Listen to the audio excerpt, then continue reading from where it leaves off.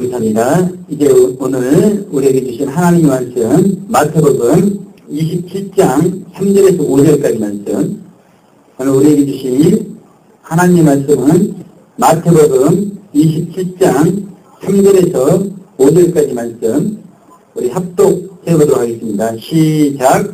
때에 예수님을 토한 유다가 그의 중재됨을 보고 스스로 뉘우쳐 그 은 30을 대제사장들과 장로들에게 도로 갖다 주며 가로되 내가 무지한 피를 팔고 죄를 범하였도다 하니 저희가 가로되 그것이 우리에게 무슨 상관이 있느냐. 내가 당하라거늘 유다가 은을 성소에 던져놓고 물러가서 스스로 목매어 죽은지라. 아멘. 할렐루야. 우리 마라나타 인사하겠습니다. 마라나타. 네, 감사합니다. 이제 오늘 본문의 말씀을 중심으로 가롯 유다의 후예라는 제목으로 세 종류의 사람들의 후예에 대해서 살펴보고자 합니다. 성경 전체를 통해서 볼 때 세 종류의 사람의 후예가 나와 있습니다. 첫째는 가라지가 된 사람들의 후예죠. 두 번째는 구원을 받았습니다. 구원은 받았는데 돌과 친령이 된 사람들의 후예. 세 번째는 구원받지 못한 사람들의 후예에 대해서 살펴보도록 하겠습니다. 다시 말하면 3층 지옥 성도들의 후예, 두 번째는 2층 지옥 성도들의 후예, 세 번째는 1층 지옥 성도들의 후예. 그래서 오늘은 지옥 사람들의 후예에 대해서 살펴보기를 원합니다. 그러면 가룟 유다가 이 후예하기까지 과정이 어땠는가? 본문의 배경이 되는 내용에 대해서 먼저 살펴보기를 원합니다. 가롯 유다의 마음에 마귀가 예수님을 팔려는 생각을 집어넣었다는 것이죠. 그래서 그 생각에 이끌려가지고 가룟 유다는 그 대제사장들과 은 30에 예수님을 팔려는 약속을 이렇게 하게 됩니다. 그러면서 예수님을 언제 넘겨줄까 기회를 엿보고 있는 상황이었는데요. 예수님은 그런 가룟 유다의 모든 상황을 알고 계셨죠. 그러면서 최후의 만찬 석상에서 그 제자들 있는 자리에서 자기를 팔 자가 있는 것을 이야기했을 때 사도 요한께서 누구인지 예수님께 여쭈어봅니다. 그래서 예수님께서 유월절 그 떡 한 조각을 찍어서 주는 자, 그가 자신을 팔 자라고 그렇게 말씀을 해주시죠. 그러면서 그 떡 한 조각을 찍어서 가롯 유다를 이렇게 줍니다. 그때 그 떡 한 조각을 받자마자 가룟 유다의 심령에 마귀가 합일돼가지고 가라지가 되어버리는데, 바로 그날 유월절 저녁에 이제 가룟 유다에 의해서 예수님은 팔리게 됩니다. 그런데 예수님께서 그 가룟 유다가 예수님을 팔고자 했던 그 계획과 생각이 자기가 생각했던 것과 달리 결과가 나타난 걸 보게 됩니다. 대제사장들과 백성의 장로들이 예수님을 판결해가지고 결박해서 예수님을 죽이기 위해서 빌라도에게 데리고 가는 것을 보면서 가룟 유다는 후회를 하게 되는데요. 먼저 이 가라지가 된 가롯 유다의 후회에 대해서 살펴보도록 하겠습니다. 3절 5절 제가 봉독해 드리겠습니다.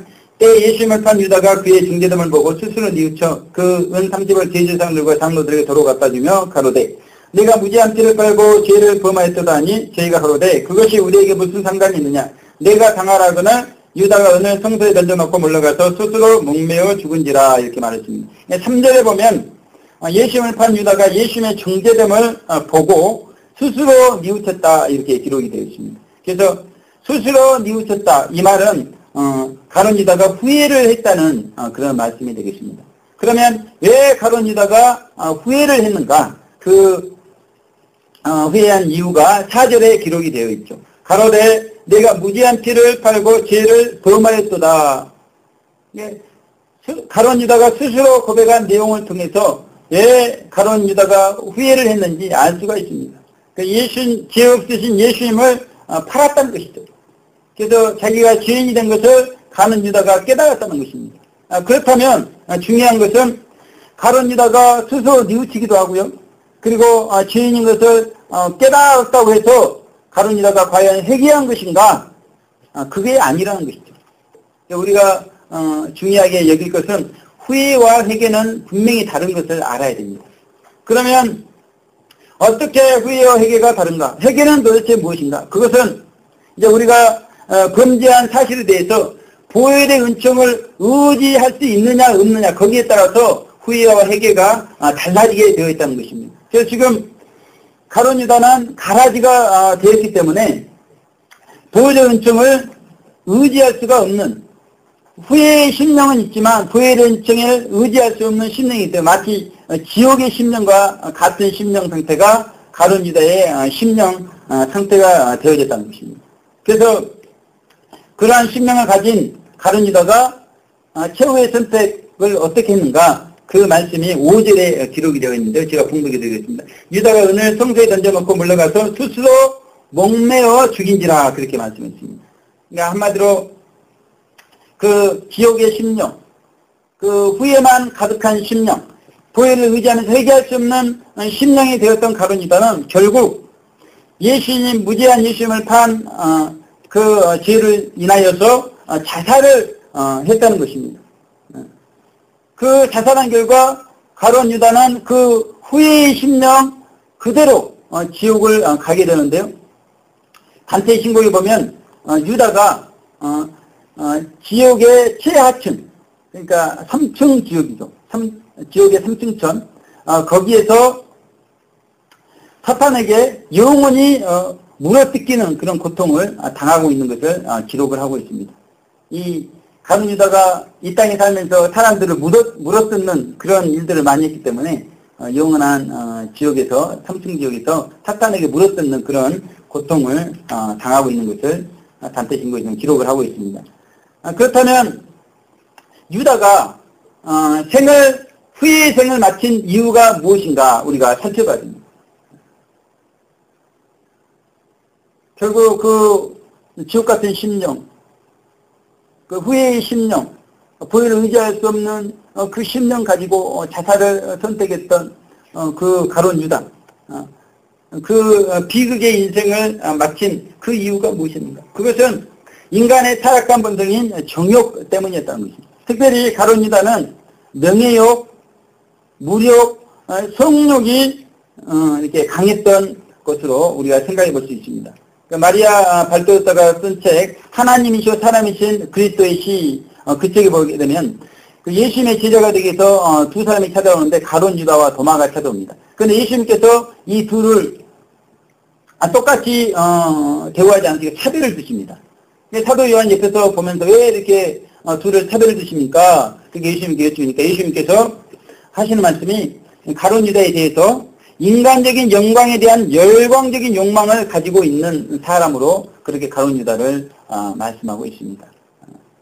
예수님을 쫓은 이유가 인간적인 영광, 그 욕망 때문에, 즉 명예욕에 붙잡혀가지고 예수님을 쫓고 있다 그렇게 말씀하고 있는 것입니다. 그래서 가룟 유다는 예수님을 쫓기 전부터 그 명예에게 지배받는 정욕적인 생활을 한 것을 알 수가 있습니다. 그리고 우리가 성경을 통해서요 가룟 유다의 행실에 대해서 알 수가 있는데 성경은 가룟 유다에 대해서 저는 도적이라 이렇게 말씀하고 있습니다. 가룟 유다가 돈깨를 맡았는데 거기서 돈을 떼다가 이렇게 사용을 했다는 것입니다.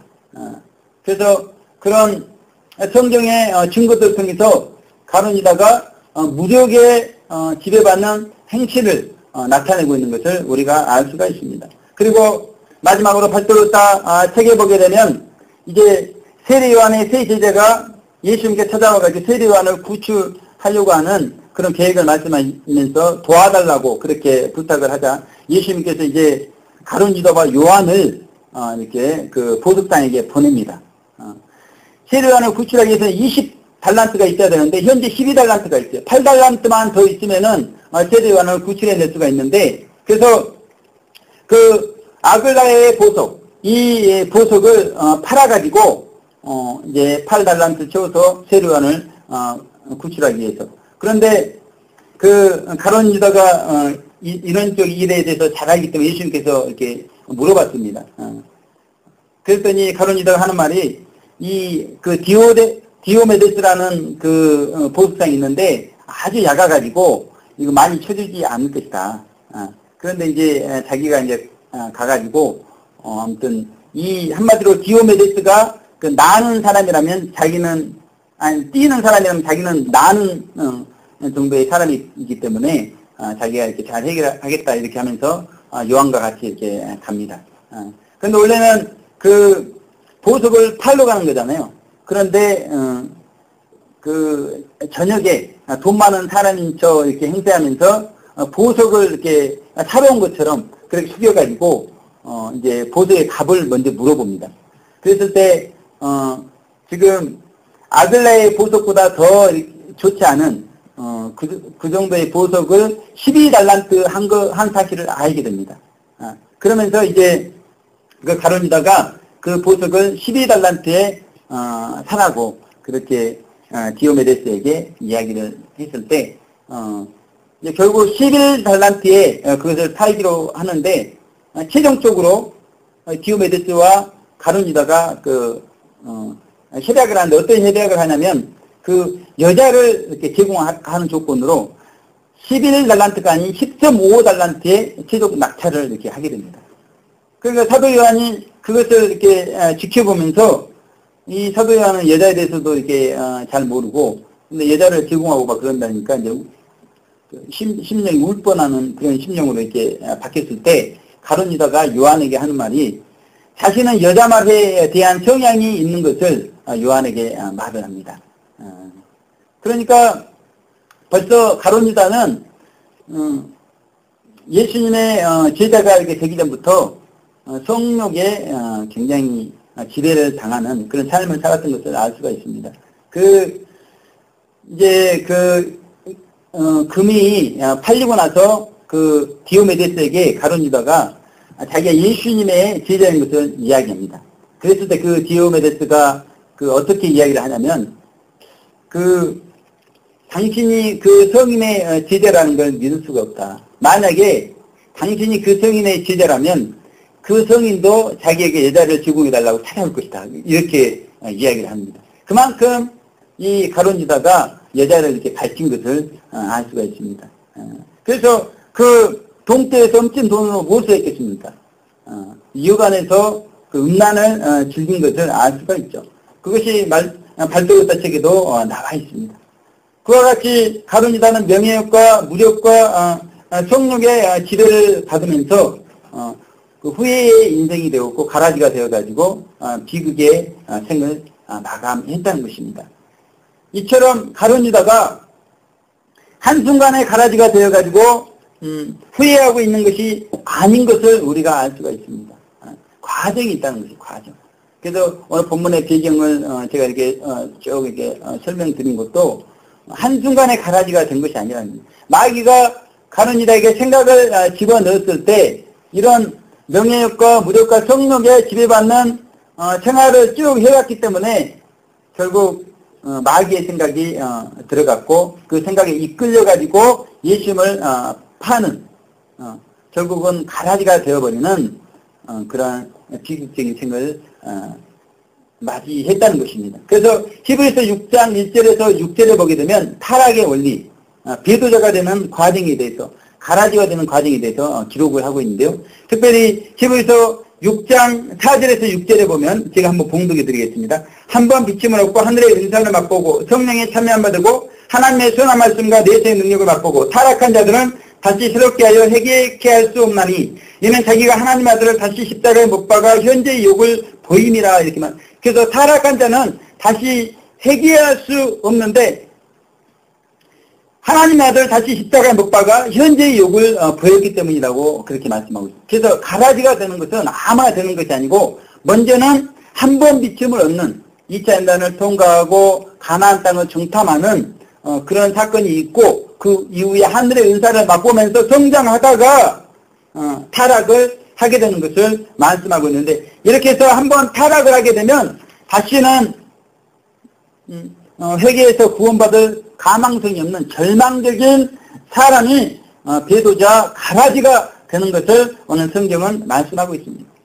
이와 같은 내용에 대해서 어떻게 가론유다가 가라지가 되었고 회개할 수 없는 사람이 되었는지 철로역정에서도 동일하게 말하고 있다는 것입니다.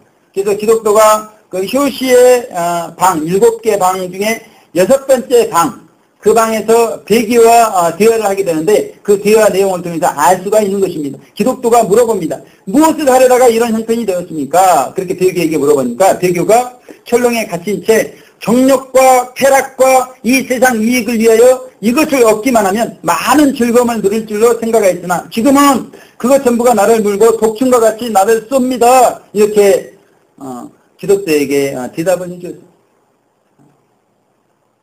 많은 즐거움을 누릴 줄로 생각했다는 것입니다. 가론유다처럼 명예욕을, 무력을, 성욕을 즐기면 좋을 줄 알았는데 그것이 독충처럼 자기를 쏘았다고 말씀하고 있습니다. 그래서 기독도가 그러면 이제라도 회개하여 돌이킬 수 있지 않습니까? 그렇게 물어봤을 때 배교는 이렇게 말합니다. 하나님은 나의 회개를 거절했습니다. 그리고 그의 말씀이 내게 믿을 만한 용기를 주지 않으니 실상은 하나님 자신이 나를 이 철렁 안에 가둔 것으로서 세상으로에서는 누구도 능히 나를 놓아줄 수 있는 자가 없습니다. 그러면서 영원 영겁의 화를 길이 당해야 할 터인즉 이를 어떻게 견딜는지요? 그렇게 기독도에게 말을 하고 있습니다. 그래서 회개할 수가 없다는 것입니다. 그리고 영원 영겁의 화가 이제 있게 되는데 어떻게 견딜는지 절망을 배교는 이야기하고 있습니다. 뿐만 아니라 예수님은 이제 가룟 유다가 제자가 되고자 했을 때 그 가룟 유다의 장례를 내다보시면서 이제 가룟 유다에게 하신 말씀을 통해서 가룟 유다가 어떻게 해서 가라지가 되고 회개할 수 없는 사람이 되었는지를 말씀하고 있습니다. 가룟 유다가 예수님을 따르고자 할 때 예수님께서 왜 저를 따르고자 합니까? 그렇게 가룟 유다에게 물어봅니다. 그러니까 가룟 유다가 예수님께 하늘에 따른 영광에 한몫하기 위해서 그럽니다. 그렇게 예수님께 말씀했을 때 예수님께서 이렇게 대답해 주십니다. 아무나 다 그 영광에 이룰 수는 없습니다. 그것은 만몬이 덫을 놓기 때문인데 하늘을 갈망하는 사람들에게는 다른 사람들에게보다 더 많은 덫을 놓기 때문입니다. 그래서 의지가 강한 사람만이 저항합니다. 그렇게 말씀합니다. 그래서 예수님을 따른다는 것이 우리 안에 있는 온수, 세속이라는 온수, 사탄이라는 온수와 끊임없이 싸움을 하는 것을 그렇게 가룟 유다에게 말씀합니다. 그래서 가룟 유다가 우리의 정신이 예수님을 따르게 한다 그렇게 말했을 때 예수님께서 그것은 순간적인 충동입니다. 결국 당신이 꾸준하리라고는 믿지 않습니다. 그렇게 말합니다. 예수님의 그 예언 그대로 마치 가룟 유다의 장례를 내다보고 있는 것처럼 예수님이 말한 그대로 가룟 유다는 결국 순간적인 충동으로 예수님을 쫓았지만 꾸준하게 예수님을 쫓지 못하고 결국 가라지가 되어버리는 생의 비극을 맞이했다는 것입니다. 가룟 유다만 가라지가 되는가? 그렇지 않다는 것입니다. 우리도 얼마든지 가라지가 될 수 있다는 것입니다. 한 번 비침을 맛보고 하늘의 은사를 맛보고 그리고 우리가 그 순간 이후부터 보혈을 의지하지 않을 때 세계의 중심축이 후회의 중심축으로 점점 이동되면서 우리가 가라지가 되어가지고 다시는 회개할 수 없는 절망적인 사람이 될 수 있는 것을 말씀하고 있는 것입니다. 이 부분에 대해서 성경이 분명하게 증명하고 있습니다. 가룟 유다가 빠진 자리에 가룟 유다를 대신해서 마띠아가 11사도의 수에 가입한 모형을 보여주고 있습니다. 그러면서 요한계시록 7장 1절에서 8절에 단지파가 빠지고 문하세 지파가 가입하면서 12,000 입맞은 자의 수 14만 4천이 채워지는 것을 우리에게 말씀하고 있는 것입니다. 그래서 우리는 언제든지 가룟 유다와 같이 될 수가 있고 언제든지 단지파와 같이 될 수 있다는 사실을 우리가 기억해야 됩니다. 그러면서 순간순간 보혈을 의지해 나가면서 나아가야지 그렇지 않게 되면 언제 어떻게 우리가 회개의 중심축이 후회의 중심축으로 옮겨지면서 우리가 가라지가 될지 모른다는 것이죠. 그래서 우리가 한 주간 매 순간순간 예수님의 보혈을 의지하고 있는지 우리의 지금의 신앙생활에 예수님의 보혈을 날마다 철저히 의지하고 있는지 우리 예수님을 성찰하시면서 승리하는 한 주간 되시기를 주님의 이름으로 축원을 드리겠습니다. 그러면 우리가 가룟 유다처럼 가라지가 되지 않게 해서 어떻게 신앙생활을 해야 되는 것인가, 그에 대해서 두 가지 살펴보도록 하겠습니다. 첫째는 우리가 예수님의 말씀과 인격을 보게 되면요, 복음서에 예수님의 말씀과 인격이 나와 있지 않습니까? 그러면 거기에는 회개와 후회라는 그런 내용을 찾아볼 수가 없는 것을 알 수가 있습니다. 그래서 우리는 예수님의 후회 없는 삶, 회개 없는 그런 빛된 삶, 본이 되는 삶을 적극적으로 본받아야 된다는 것이죠. 그럼에도 불구하고 우리는 죄를 범할 수밖에 없는 연약함이 있기 때문에 죄를 지을 때마다 사도 바울처럼 고백을 해야 된다는 것이죠. 억울한 나는 공고한 사람이로다. 이 사망의 몸에서 누가 나를 건져내라. 죄를 범할 때마다 순간순간 우리가 범죄할 때마다 우리는 우리에게 풍성히 준비된 보혈 은총을 즉각 적용하면서 철저한 참회 생활을 보여주셨던 성자, 성녀분들의 삶을 본받아서 우리도 그렇게 참회 생활을 해야 되는데, 우리가 중요한 것은 영적으로 성장할수록 보혈을 힘있게 의지하게 되어 있다는 것입니다. 우리가 영적으로 성장했다고 이렇게 하면서 이전보다 더 보혈을 의지하지 않고 이전보다 더 회개하지 않고 있다면 우리의 신앙을 우리가 점검을 해봐야 된다는 것입니다. 이전보다 더 주님을 사랑하고 있는가? 이전보다 더 보혈을 의지하고 있는가? 이전보다 더 회개 생활을 철저히 하고 있는가?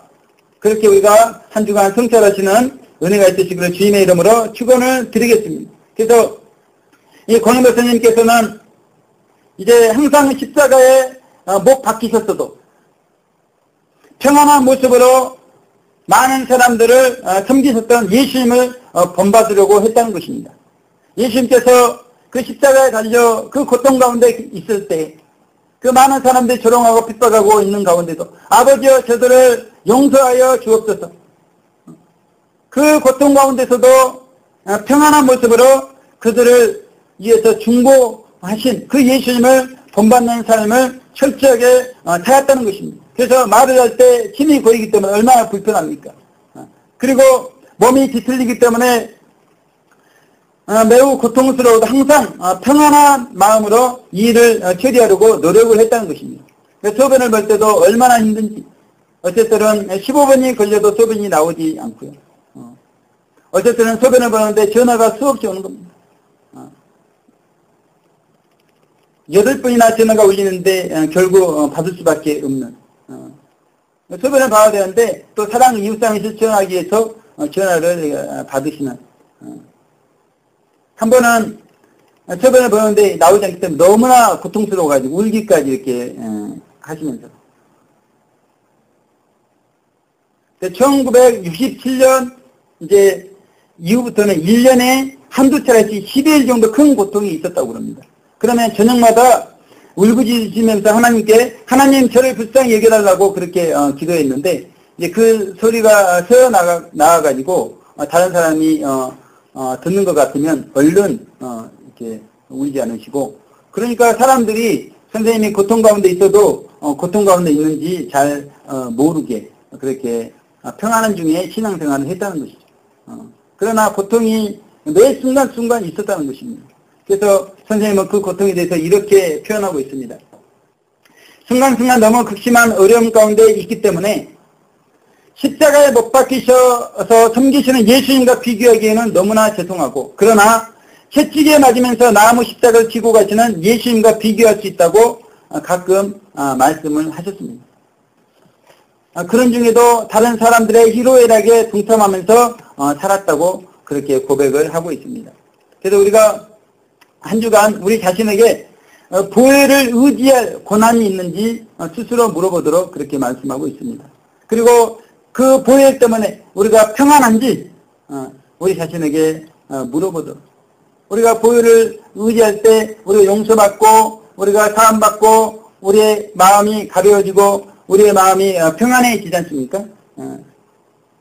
그런 보혈을 의지할 수 있는 고난이 우리 가운데 있는지 물어보도록 말씀하고 있습니다. 그러면서 이제 한평생 우리의 신앙의 고백이 십자가에 못 박히셨으면서도 평안히 많은 사람들을 섬기셨던 예수님의 그 삶을 본받아서 우리도 고난 가운데서도 정말 내색하지 않고 인내하면서 정말 평안한 모습으로 많은 사람들을 섬길 수 있는 그런 은혜가 있으시기를 주님의 이름으로 축원을 드리겠습니다. 두 번째는 구원을 받았다가 돌밭 심령이 된 사람들의 후회입니다. 이분들은 예수님을 믿고 구원을 받았어요. 구원을 받았는데 이제 환난 핍박이 다가오자 믿음을 버리고 교회를 버리고 타락해버린 사람들입니다. 마태복음 13장 20절 21절을 보면 돌밭에 뿌리였다는 것은 말씀을 듣고 즉시 기쁨으로 왔되 그 속에 뿌리가 없어 잠시 견디다가 말씀을 인하여 환난이나 핍박이 일어나는 때에는 곧 넘어지는 자요. 이 돌밭 심령, 그래서 후회하는 사람들이 이런 사람들이라는 것입니다. 그러니까 믿으면 모든 것이 잘 되고 믿으면 축복받고 그렇게 믿으면 평안해지고 그렇게 생각했는데 이제 환난 핍박이 다가오고 심한 고통이 있게 되니까 원망불평을 하면서 신앙을 버리는 사람들, 이런 사람들의 후회가 있다는 것입니다. 제가 그 대학 졸업하고 막노동을 하는데 점심 후에 항상 기도를 했습니다. 많은 사람들이 지나가시면서 보시는데 그 중에 예전에 그 신앙생활을 했던 분인데 한 분이 보시고 저에게 다가왔어요. 근데 그분은 벌써 표정부터가 이게 장로님급입니다. 장로님급. 그 말도 보면 벌써 틀려요. 태가 나요. 예전에 뭐 장로님 좀 되겠다 그러신 분이십니다. 근데 그분이 저희가 와가지고 하시는 말씀이 예전에 큰 교회에서 성가대 지휘까지 하셨다고 그럽니다. 그런데 그런 분이 그렇게 막노동판에 있으신 거예요. 그러면서 그 교회를 나가지 않고 있는 것입니다. 그분이 연세가 많이 드셨는데 그 구라인다 일을 하세요. 벽을 가는 일을 하시는데 먼지가 얼마나 뿌옇게 일어나는지 모릅니다. 그 먼지들을 다 뒤집어 쓰면서 늙으신 분이 고통 가운데 일을 하고 있는 것이었습니다. 제가 너무나 안타까운 마음이 들었고 이해가 안 됐습니다. 예수님의 보혈은 과거에 어떤 죄를 지었던지 간에 능히 다 용서하고 어떤 큰 죄를 지었던지 간에 다 용서하는 보혈인데 그렇게 예전에 뭐 거의 장로님이었던 것 같은데요. 그리고 성가대, 큰교회 성가대 지휘까지 하시고 벌써 말과 인상이 틀리신 이분이 왜 교회도 안 나가시고 이렇게 고통 가운데 계시는가. 이해가 되지 않았습니다. 그러면서 이제라도 보혈을 의지하고 하나님의 영광 가리면서 이렇게 사실 것이 아니라 좀 변화가 돼야 되지 않나 그렇게 속으로 생각을 하고 막 했는데 지금 이제 생각해 보면 그분이 돌밭 심령이 되어가지고 후회의 인생이 되었다는 것을 생각해 보는 것입니다. 이런 분들이 많이 있다는 것이죠. 이분도 회개하고 싶은데 그 회개가 안 되는 것이죠. 이미 우리는 사실 돌밭인지 아닌지 알 수 없습니다. 그러나 하나님께서는 보시고 아시는데 그렇게 돌밭이 되어버리면 더 이상 회개할 수 없는 그런 사람이 되어버리는 것이죠. 그러면서 이제 2층 지역에 갈 수밖에 없는 그런 영원한 지옥의 후회 인생이 되어진다는 것입니다. 그 박상진 목사님 사촌 여동생 친구가 있는데 그 어릴 때부터 교회에서 피아노 반주하면서요 신앙생활을 열심히 했던 그런 친구라고 그럽니다. 그런데 이 친구가 이제 어떻게 되었냐면 무당이 되었다는 것이죠.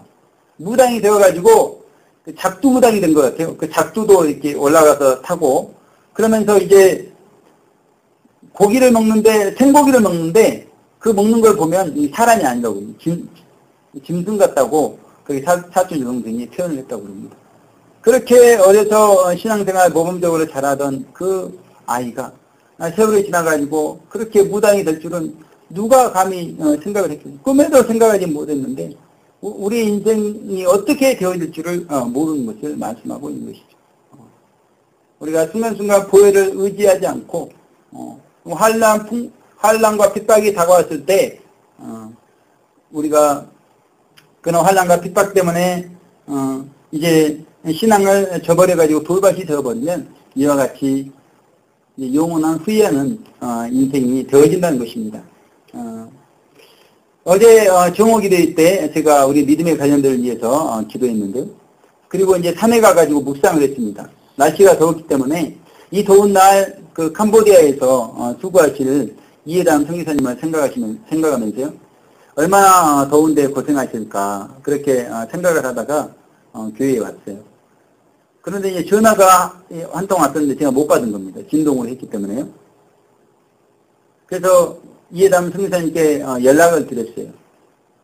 그랬더니 이해담 선교사님께서 하시는 말씀이 자기가 오지에 와가지고 하나님께 정오 기도회를 드리면서 우리 믿음의 두 가정 그리고 남편분들 자녀들을 위해서 기도하시는데 성령님께서 그 감동을 주시는데 한 분 한 분들이 이제 예배에 적극적으로 참석했으면 좋겠다. 그렇게 하나님께서 감동을 주셨다는 것입니다. 그러니까 저에게 주신 감동이랑 그 이해담 선교사님께 주신 감동이 동일한 것을 알 수가 있었어요. 성령님께서는 동일한 성령님이시고 조중원 안수집사님, 이상희 집사님, 또 헌재인의 명수자매님, 기호회사 형제님들이 다시 한번 예배가 신실하게 회복되기를 원하고 계신 것을 알 수가 있었습니다. 그래서 다시 한번 우리 성복회 가운데 예배 회복의 역사가 있기를 주님의 이름으로 축원을 드리겠습니다. 이제 세 번째로 구원받지 못한 사람들의 후회가 있다는 것입니다. 하나님께서 우리 불신 영혼들을 구원하시기 위해서 독생자 예수 그리스도를 보내실 뿐만 아니라 이제 복음 전도자를 통해서 진리를 증거하면서 예수님을 믿을 수 있도록 그렇게 하시는데 사람들이 의심하면서 사람들이 핍박하면서 사람들이 거부하면서 받아들이지 않으면서 여전히 세상을 즐기면서 그렇게 후회하는 인생을 살더라는 것입니다. 마태복음 13장 19절에 보면 아무나 천국 말씀을 듣고 깨닫지 못할 때는 악한 자가 와서 그 마음에 뿌리운 것을 빼앗나니 이는 곧 길가에 뿌리운 자요 이렇게 말씀했습니다. 하나님께서는 계속해서 그 말씀의 씨앗, 복음의 씨앗을 뿌리는데 이분들이 그것을 받아들이지 않고 그렇기 때문에 마귀가 그 뿌린 씨앗을 다 먹어버린다는 것이죠. 그러면서 이들은 생명록에 기록되지 못하고 이제 구원받지 못한 채로 죽으면 영원한 지옥, 1층 지옥에서 영원히 후회하면서 살 수밖에 없는데 우리가 이런 분들이 주님 오실 날에 임박한 이마지막 때 얼마나 많은지 모릅니다.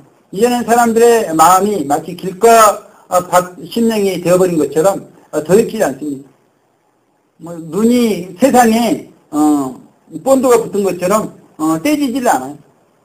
도무지 천국을 바라보고 예수님을 바라보고 재림의 주님을 바라볼 수 있는 그들의 눈이 없는 것처럼 그렇게 보여집니다. 그러나 우리는 그런 사람들을 바라볼 것이 아니라 마지막 구원의 기회가 우리에게 있는 것을 바라봐야죠. 그리고 그분들이 구원받지 못한 그것을 후회할 것이 아니라 그들 한 사람이라도 정말 영원한 천국으로 인도할 수 있도록 그들을 도와야 되는 것을 말씀을 하는 것입니다. 특별히 제가 특수사역을 할 때 알코올 중독자 이춘영 형제님의 새어머니가 계셨습니다.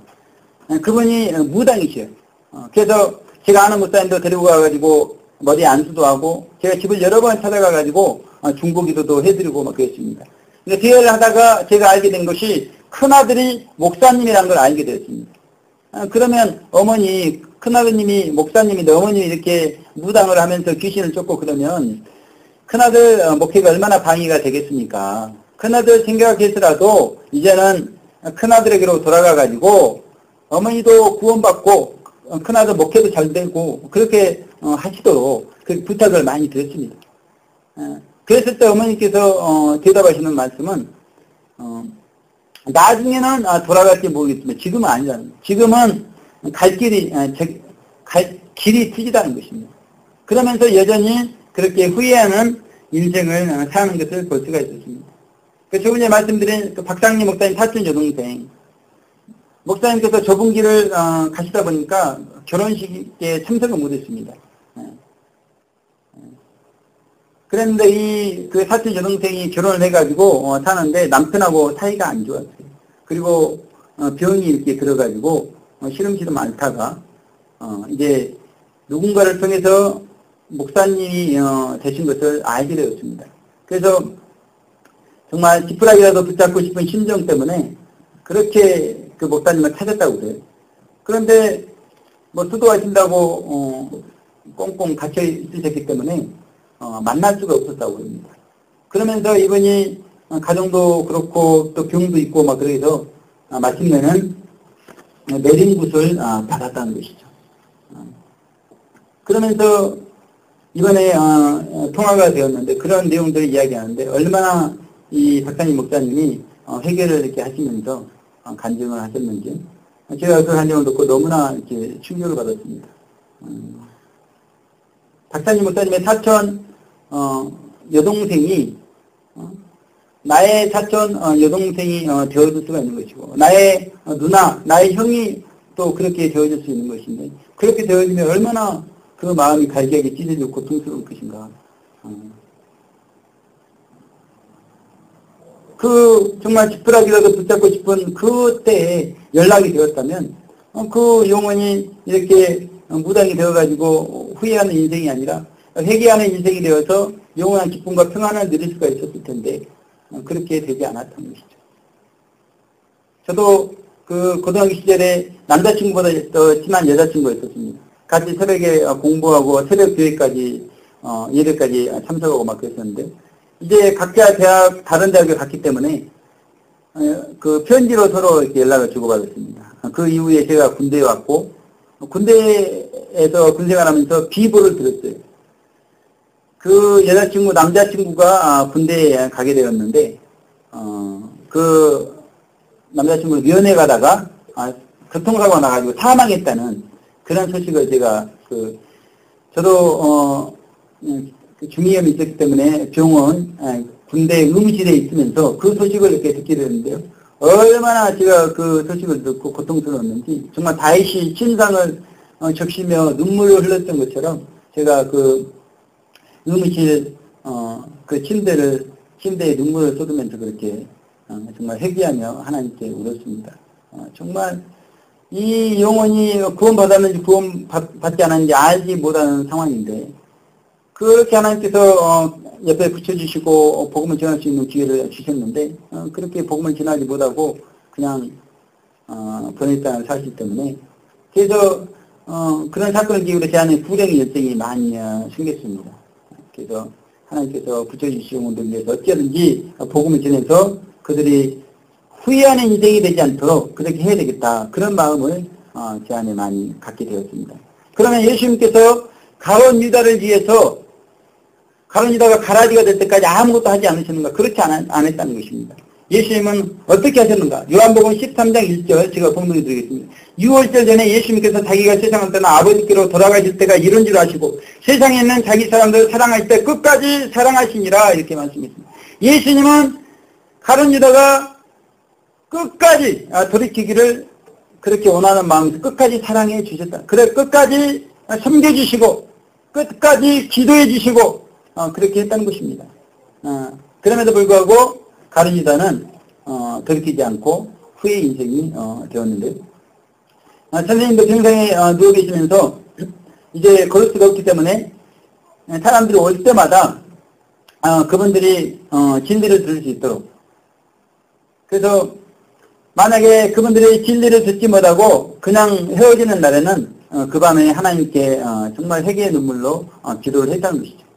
그래서 누구든지 찾아온 누구든지 예수님에 대해서 하나님에 대해서 천국과 지옥에 대해서 교회에 대해서 십자가에 대해서 증거하지 않고 보내지를 않았다는 것이죠. 보내면 눈물로 하나님께 회개하면서 기도를 했다는 것이죠. 그래서 하나님께서 보내준 한 사람 그 한 사람이 너무나 중요한 사람인 것을 생각하면서 그 영혼이 하나님의 말씀으로 새롭게 되도록 하나님의 진리로 십자가의 도로 새롭게 변화될 수 있도록 선생님은 그렇게 최선을 다해서 사랑하고 섬겨주셨다는 것입니다. 제가 이런 선생님의 삶을 이렇게 듣고 저에게도 많은 사람들이 지금까지 이제 오가면서 만나게 되었었는데, 제가 그분들에게 정말 이 선생님 같은 마음으로 진리를 증거하지 않으면 밤이 맞도록 눈물로 회개하고 그런 삶을 살았는가 새벽 기도 시간에 되돌아봤을 때 정말 통곡하지 않을 수가 없었습니다. 그들을 진리로 섬기지 못했을 뿐만이 아니라 그들을 사랑하지도 못한 제 자신을 되돌아보면서 너무나 가슴이 아팠습니다. 그래서 이제라도 하나님께서 이제 또 사람들 보내주실 텐데 이제는 놓치지 않아야 됩니다. 정말 한 분 한 분 이렇게 중요하게 생각하고 귀하게 생각하고 하나님께서 보내주신 사람으로 생각하고 어찌하든지 그냥 보내지 않고 진리를 전파하고 사랑으로 섬겨야 되겠다, 그런 마음을 하나님께서 주셨습니다. 우리에게도 마찬가지, 하나님께서 주변에 말씀으로 섬길 수 있는 사람을 보내주시고 사랑으로 섬길 수 있는 사람을 보내주신다는 것입니다. 그래서 우리는 그 보내주신 사람들이 가룟 유다처럼 가라지가 돼서 후회하는 인생이 되지 않도록, 또 구원을 받았어도 돌밭 심령이 되어서 후회하는 인생이 되지 않도록, 또 구원받지 못해서 후회하는 인생이 되지 않도록 그들을 최선을 다해서 사랑하고 섬기는 그런 삶을 사시기를 주님의 이름으로 축원을 드리겠습니다. 이제 마지막 고린도후서 7장 8절 말씀을 보면, 그러므로 내가 편지로 너희에게 근심하게 한 것을 후회하였으나 지금은 후회하지 아니하면 그 편지가 너희로 잠시만 근심하게 한 줄을 아니라, 이렇게 말씀하고 있습니다. 고린도 교회에 문제가 많았었는데 이제 고린도 전서를 통해서 2차 문제는 해결되었는데 그 2차 문제가 발생했습니다. 이제 사도 바울의 사도권조차 의심하는 이제 그런 일이 발생했어요. 이것은 너무나 중요한 문제였습니다. 만약에 사도 바울을 사도로 인정하지 않는다면 이제 고린도 교회가 어떻게 될지 모르는 그런 너무나 위급한 상황이 있었습니다. 그래서 사도 바울은 눈물로 편지를 써가지고 디도편에 보냈습니다. 그래서 그 눈물의 편지 가운데 정말 고린도 교회 성도들이 회개하고 돌이킬 수 있도록 강한 내용도 있었다는 것이죠. 그래서 혹시나 그런 내용 때문에 근심하게 되지 않을까 걱정을 했었는데 오히려 그 근심이 오히려 기쁨이 된 내용에 대해서 말씀하고 있습니다. 그래서 정말 사도 바울 선생님께서 그 고린도 교회 성도를 사랑함으로 눈물로 편지를 써서 보냈을 때 그 고린도 성도들이 후회의 인생을 사는 성도가 아니라 다시 회복되어서 회개해서 새롭게 되어지는 그러한 놀라운 역사가 있었다는 것을 말씀을 하는 것입니다. 우리 성북교회가 6월 한 달 실질적인 회복을 위해서 기도했습니다. 하나님께서 어떻게 응답하실까 이제 우리가 기대하면서 지켜봤는데, 하나님께서 이제 한 주간 제2호 노방교회가 세워지도록 인도하셨다는 것입니다. 많은 그 노방의 샤우터들이 17간 해가지고 이제 50만 원가량의 앰프를 이렇게 구입을 해서 이제 울산뿐만이 아니라 서울 경기에서도 이제 샤우팅하면서 이제 수천의 수만의 노방교회가 세워져 가지고 정말 가라지가 되어서 후회하고 돌발 심령이 되어서 후회하고 구원받지 못해서 후회하는 그런 인생들이 없도록 마지막 구원의 길을 선용하고 마지막 성화의 길을 선용하고 마지막 대화관을 잘 준비해서 승리하는 인생들이 될 수 있도록 그렇게 진행하시는 것을 볼 수가 있었습니다. 그래서 우리 성북교회 성도님들도 이제 정말 노방교회 수천 수만의 가장 크고 가장 강력한 네트워크 모임으로 하나님께서 비전을 허락해 주셨는데요. 이제 하나가 세워지기는 이제 쉽지 않지만 하나가 세워지면 그 다음부터는 세워지는 게 너무나 쉬울 줄로 믿습니다. 그래서 우리 성도님도 적극적으로 동참해 주셔가지고 정말 가룟 유다의 후회처럼 그렇게 후회하는 인생이 더 이상 우리 가운데 나오지 않도록 저희가 먼저는 그렇게 지금까지 하나님께서 많은 사람들을 붙여주셨어도 그분들을 회개 가운데로 인도하지 못한 우리의 죄를 먼저 회개하고 이제는 우리가 먼저 예수님의 보혈을 든든히 의지하고 붙잡음을 말미암아서 우리가 더욱더 회개의 사람이 되어지고 그런 우리가 또 많은 마지막 때 사람들을 회개 가운데로 인도해서 2000년 전 세례요한이 회개의 세례를 선포하면서 예수님의 초림을 준비했던 것처럼 우리는 이제 노방을 통해서 예수님의 정말 주 이름을 많은 사람들 회개 가운데 준비할 수 있도록 그렇게 쓰임 받으시기를 주님의 이름으로 축원을 드리겠습니다. 제가 기도하겠습니다. 하나님 아버지 감사합니다. 오늘 가룟 유다의 회개라는 제목의 말씀으로 아버지 하나님 정말 지옥 사람들의 정말 후회에 우리가 소리를 들을 수 있도록 역사하여 주시옵소서. 아버지 하나님 그들의 후회가 그들의 잘못만은 아닌 것을 이 시간 뼈저리게 회개하면서 더 이상 이제 우리에게 붙여주신 우리에게 보내주신 분들이 후회의 인생이 되지 않도록 아버지 하나님 우리가 먼저 예수님의 보혈을 철저히 의지하고 그들을 옳은 길로 인도할 수 있도록 인도하여 주시옵소서. 이제 수천 천만의 노방교회들이 도시 곳곳 열방 곳곳에 세워져서 하나님 아버지 정말 세상만 바라보고 세상만 향하는 많은 마지막 때의 영혼들 정과 욕심에 붙들려서 정말 철롱 안에 갇힌 영혼처럼 살아가는 그들을 안타까워 여기면서 마지막 구원의 기회 소년과 마지막 성화의 기회 소년 마지막 대열의 승리자들로 그들을 인도할 수 있도록 인도하여 주시옵소서. 그런 이들의 성복기가 귀하게 쓰임받을 수 있도록 인도하시기를 원하며 예수님 귀하신 이름으로 기도 올려드립니다. 아멘.